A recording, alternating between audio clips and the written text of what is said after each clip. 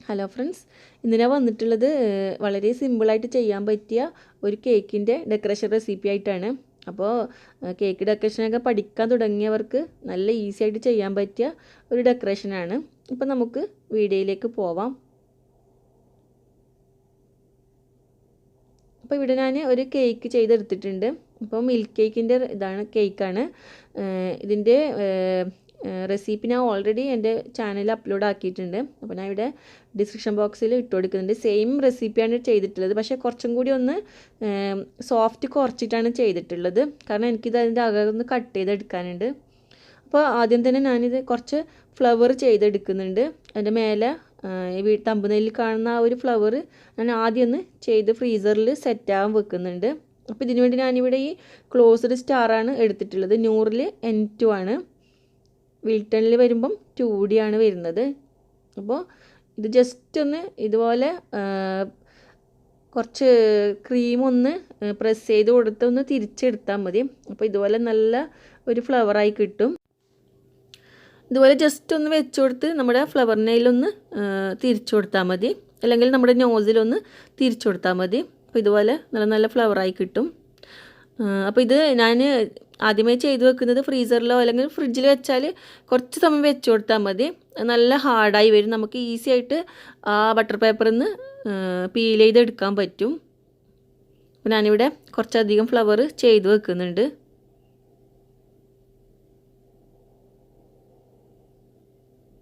അപ്പോൾ കളറൊക്കെ നിങ്ങൾക്ക് ഇഷ്ടമുള്ളത് എടുക്കാൻ ഞാനിവിടെ റെഡ് എടുത്തതേ ഉള്ളൂ.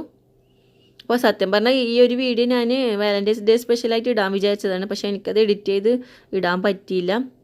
അപ്പോൾ നിങ്ങൾക്ക് ഫ്ലവർ നെയിലൊന്നും എടുക്കുന്നില്ലെങ്കിൽ കുഴപ്പമൊന്നുമില്ല. ഇതുപോലെ കുറച്ച് വലിയൊരു ബട്ടർ പേപ്പർ ഒരു പ്ലേറ്റിൽ വിരിച്ചു കൊടുത്ത് ഇതുപോലെ ഒന്ന് ആ നോസിൽ തിരിച്ചു കൊടുത്താൽ മതി.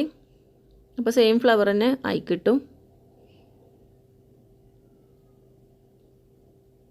അപ്പോൾ ഞാനിവിടെ ഇതുപോലെ ചെയ്ത് ഫ്രിഡ്ജിൽ വെക്കുന്നുണ്ട്. അപ്പോൾ ആദ്യം നമുക്ക് ഇത് മിൽക്ക് കേക്കാണെന്ന് പറഞ്ഞല്ലോ. അപ്പോൾ ആദ്യം ഒരു ഫോർക്ക് വെച്ച് ജസ്റ്റ് ഒന്ന് ഇതുപോലെ കുത്തി കൊടുക്കാം. അപ്പോൾ ഇതിൻ്റെ റെസിപ്പി ഇതാ, ഞാൻ മേലെ ആ ഒരു ലിങ്കിൽ ക്ലിക്ക് ചെയ്ത് കൊടുത്താൽ മതി. അപ്പോൾ ഞാനിവിടെ ഈ ഒരു കേക്ക് 3 ഭാഗമായിട്ട് കട്ട് ചെയ്തെടുത്തിട്ടുണ്ട്. അപ്പോൾ ഞാനീ ഒരു കട്ടർ വെച്ചാണ് അതിൻ്റെ ആ സെൻറ്ററിലുള്ള ഹാർട്ട് ചെയ്തെടുത്തിട്ടുള്ളത്.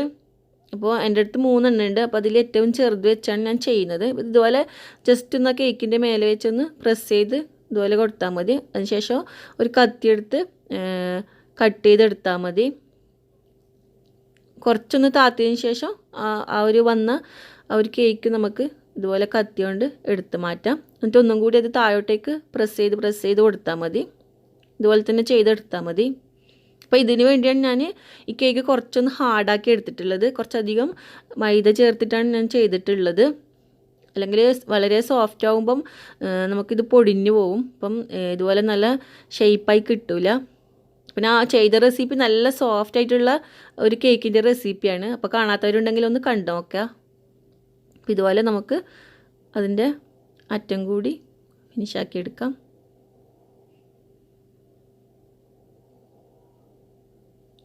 ശ്രദ്ധിച്ചൊന്ന് വലിച്ചെടുത്താൽ മതി. ഒന്ന് പൊട്ടാതെ നമുക്ക് നല്ല അടിപൊളി ഹാർട്ടിൻ്റെ ഷേപ്പ് തന്നെ ആയി കിട്ടും. ഇതാ നല്ല വൃത്തിയിൽ കിട്ടിയിട്ടുണ്ട്. അപ്പോൾ ഞാൻ ഈ 3 പീസ് ഇതുപോലെ ചെയ്തെടുക്കുന്നുണ്ട്. അപ്പോൾ ഞാനിവിടെ ഈ ഹേർട്ട് ഷേപ്പാക്കിയ ആ കുക്കി കട്ടർ നമ്മുടെ കേക്കിൻ്റെ ഐറ്റംസൊക്കെ വാങ്ങിക്കുന്നത്, അതായത് ഈ ബേക്കിങ്ങിൻ്റെ ഐറ്റംസൊക്കെ വാങ്ങിക്കുന്ന ഷോപ്പിൽ പോയാൽ കിട്ടും. വലിയ റേറ്റ് ഒന്നും ഇല്ല. അല്ല, കത്തി വെച്ച് ചെയ്യുമ്പം ഒന്ന് ശ്രദ്ധിച്ച് ചെയ്താൽ മതി.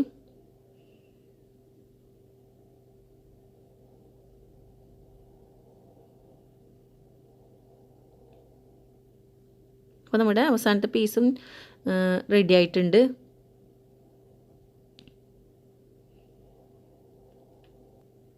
പിന്നെ നമുക്ക് നമ്മുടെ മിൽക്ക് ഒഴിച്ചു കൊടുക്കാം. ഇത് മിൽക്കും അതുപോലെ കണ്ടൻസ്ഡ് മിൽക്കും കൂടി ചേർത്തൊരു മിശ്രിതമാണ്. അപ്പോൾ ഓൾറെഡി ഞാൻ എൻ്റെ ആ വീഡിയോയിൽ ശരിക്കും കാണിച്ചു തരുന്നുണ്ട്. അപ്പോൾ അതുകൊണ്ട് ഞാനിവിടെ വീണ്ടും കാണിച്ചു തരുന്നില്ല. അപ്പോൾ നമുക്ക് ഈ മിൽക്കിൻ്റെ കൂട്ട് ഇതിൻ്റെ മേലെ ഒഴിച്ചു കൊടുക്കാം. ഇപ്പോൾ ഹോൾസ് ഇട്ട് കൊടുത്തുകൊണ്ട് അതിലേക്ക് താഴ്ന്ന് പോയിക്കോളും. അപ്പോൾ കേക്ക് ഒന്നും കൂടി നല്ലോണം സോഫ്റ്റായി കിട്ടും.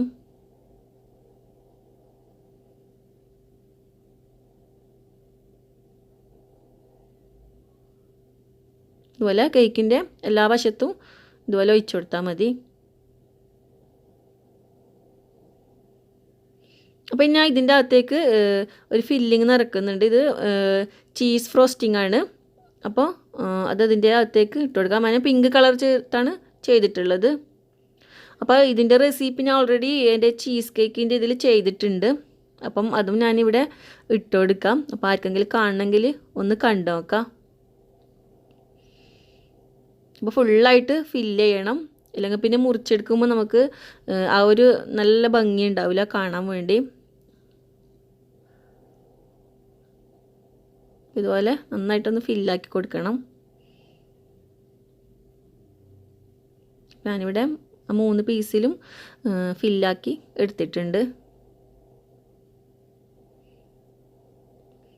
അപ്പം നമുക്കിത് 3ഉം കൂടി ഒന്നിച്ച് വെച്ച് നമുക്കൊന്ന് ഐസിങ് ചെയ്ത് കൊടുക്കാം. ഇതുപോലെ സെയിം മുറിച്ച ഭാഗം തന്നെ വെച്ച് കൊടുത്ത് നമുക്ക് ഐസിങ് ചെയ്യാം. അപ്പോൾ ഈ കേക്കിൻ്റെ പുറത്ത് ഐസിങ് ചെയ്യൽ എനിക്ക് കുറച്ച് ബുദ്ധിമുട്ടുള്ള കാര്യമാണ്. ബാക്കിയെല്ലാം ചെയ്യും, പക്ഷേ ഈ ഐസിങ് അത്ര ശരിയായി വരലില്ല. എന്നാലും എന്നെക്കൊണ്ട് പറ്റുന്ന പോലെ പരമാവധി ഞാനത് നന്നാക്കി എടുത്തിട്ടുണ്ട്.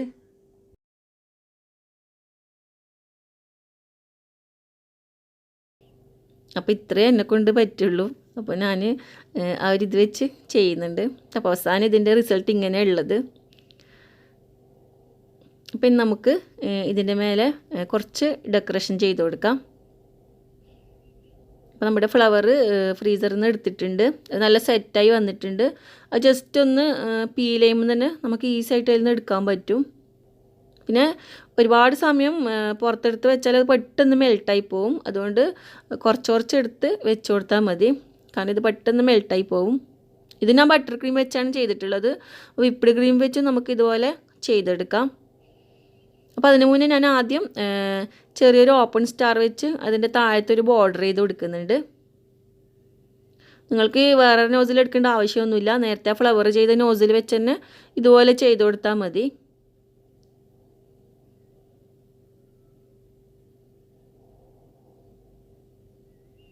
അപ്പോൾ ബോർഡറൊക്കെ നിങ്ങൾക്ക് ഇഷ്ടമുള്ള ചെയ്ത് കൊടുക്കാം. ജസ്റ്റ് ഇതുപോലെ ഒന്ന് ചെയ്യുന്നേ ഉള്ളൂ.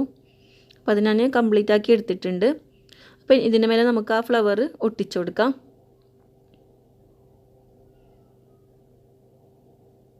അപ്പോൾ നിങ്ങൾക്ക് ഇഷ്ടമുള്ള പോലെ ഒട്ടിച്ചു കൊടുക്കാം. പിന്നെ ഞാനിവിടെ ഫുള്ളായിട്ടൊന്നും ചെയ്യുന്നില്ല, കുറച്ച് ഗ്യാപ്പ് ഇട്ടാണ് ഒട്ടിച്ചു കൊടുക്കുന്നത്. അപ്പോൾ വാലൻറ്റൈൻസ് ഡേ സ്പെഷ്യൽ ആയതുകൊണ്ട് ഞാനിവിടെ റെഡ് കളർ എടുത്തത്, പക്ഷെ എനിക്കത് ഇടാൻ പറ്റിയില്ല. അപ്പോൾ ഇതുപോലെ ഞാൻ ചില പീസ് പകുതിയോ അതുപോലെ 2-3 പെറ്റലൊക്കെ ആക്കി വെച്ച് കൊടുക്കുന്നുണ്ട്. എനിക്കൊന്ന് ഒന്നുകൂടി കാണാൻ ഭംഗി അതാണെന്ന് തോന്നുന്നുണ്ട്. ഫുള്ളായിട്ട് ഫുൾ ഫ്ലവർ വെക്കാതെ ഇതുപോലെ അതൊന്ന് മുറിച്ചെടുത്ത് ചിലത് ഞാൻ 3/4 ഭാഗമാക്കി വെച്ച് കൊടുക്കുന്നുണ്ട്. ആ കത്തിനെ കൊണ്ട് ജസ്റ്റ് ഒന്ന് കട്ട് ചെയ്തെടുത്ത് നമുക്ക് ഈസി ആയിട്ട് ചെയ്യാൻ പറ്റും.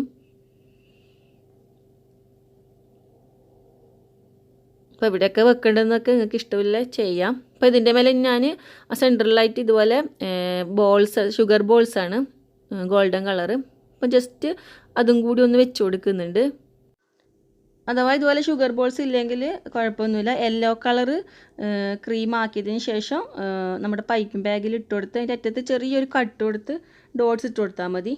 അപ്പോൾ എല്ലാ ഫ്ലവറിനും ഞാൻ സെൻറ്ററിലായി ഇതുപോലെ വെച്ച് കൊടുത്തിട്ടുണ്ട്. പിന്നെ ഞാൻ താഴത്ത് ആ ബോർഡറിൽ കൂടി കുറച്ച് ഷുഗർ ബോൾസ് വെച്ച് കൊടുക്കുന്നുണ്ട്.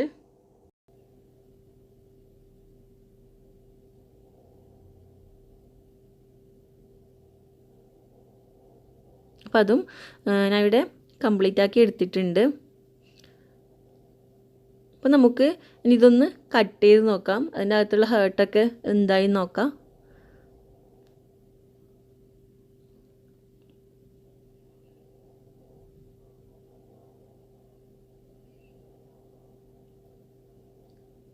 അപ്പോൾ നമ്മൾ ചെയ്ത ഹാർട്ട് നല്ല അടിപൊളിയായി വന്നിട്ടുണ്ട്. നല്ല ഭംഗിയുണ്ട് കാണാൻ വേണ്ടി. അപ്പോൾ ഇതുപോലെ അകത്ത് ഹാർട്ടൊന്നും ആക്കേണ്ട ആവശ്യമൊന്നുമില്ല, പക്ഷെ ഞാൻ ആ വാലൻറ്റൈൻസ് ഡേക്ക് ഇടാൻ വേണ്ടി വിചാരിച്ച് അങ്ങനെയൊക്കെ ചെയ്തതാണ്. അപ്പോൾ നിങ്ങൾക്ക് വീഡിയോ ഇഷ്ടപ്പെട്ടെങ്കിൽ ഒന്ന് ലൈക്ക് ചെയ്യാനും അതുപോലെ ഷെയർ ചെയ്യാനും മറക്കരുത്. സബ്സ്ക്രൈബ് ചെയ്യാത്തവരുണ്ടെങ്കിൽ ഒന്ന് സബ്സ്ക്രൈബും കൂടി ചെയ്യുക. അപ്പോൾ വീണ്ടും നല്ല നല്ല റെസിപ്പികളുമായി കാണാം. താങ്ക്